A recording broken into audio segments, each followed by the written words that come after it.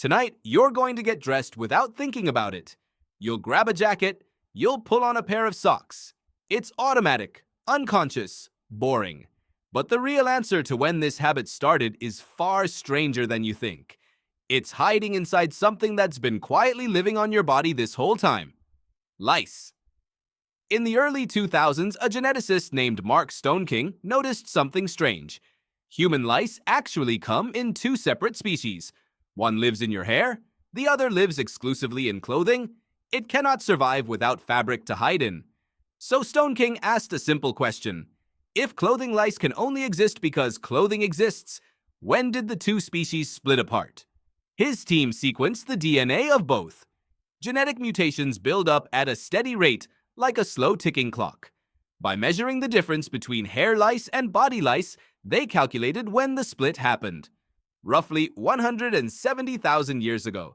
That number lines up almost perfectly with something else. Earth was sliding into one of the coldest phases of the last ice age. And you don't grow thick fur like a wolf. You lost most of your body hair long before that to stay cool while running under the African sun. That worked beautifully in the heat. It left you dangerously exposed the moment the climate turned cold. So what do you do when your own biology betrays you? You improvise a new skin.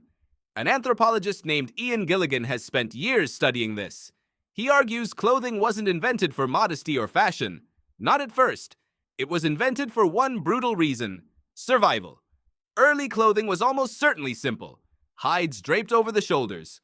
No stitching, no tailoring, just enough to trap heat and survive one more freezing night. But draped hide is one thing. Sewn clothing is something else entirely.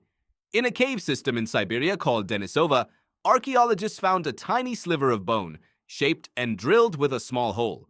A needle, roughly 50,000 years old. Not a tool for cutting hide open, but for stitching pieces together. Why does that matter? Because sewn clothing seals the gaps. It traps warmth far more efficiently than loose fur ever could. Gilligan's research suggests this innovation may be the reason humans could survive in places like Siberia at all.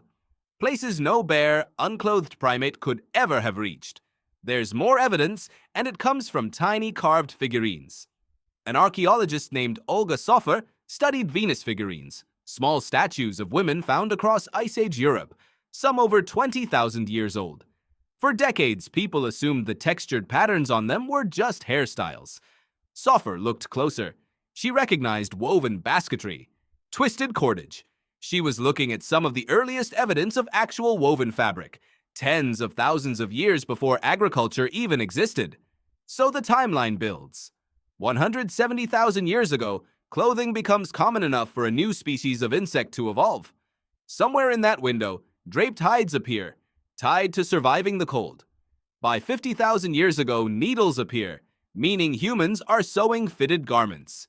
By 20,000 years ago or earlier, woven textiles enter the picture. Clothing didn't arrive all at once. It crept in, layer by layer, exactly like the layers you'd add on a freezing morning. Here's the part that should unsettle you a little. That instinct never left. When you open your closet, you're not just picking fabric. You're performing a ritual that started with a freezing ancestor wrapping torn hide around bare shoulders, just trying to survive one more night. The reason has changed. The behavior hasn't. It's roughly 170,000 years old. Every hoodie you own, every scarf, every jacket in your closet right now. It's an unbroken chain stretching back to the hardest chapter of human history, kept alive this entire time by something as small as an insect living in your seams. So tonight, when you get dressed without thinking about it, you'll grab a jacket. You'll pull on a pair of socks. It'll feel automatic, unconscious, boring, exactly like it always has. But now you know the truth underneath it. You're not just getting dressed. You're continuing the oldest habit your species ever used to survive.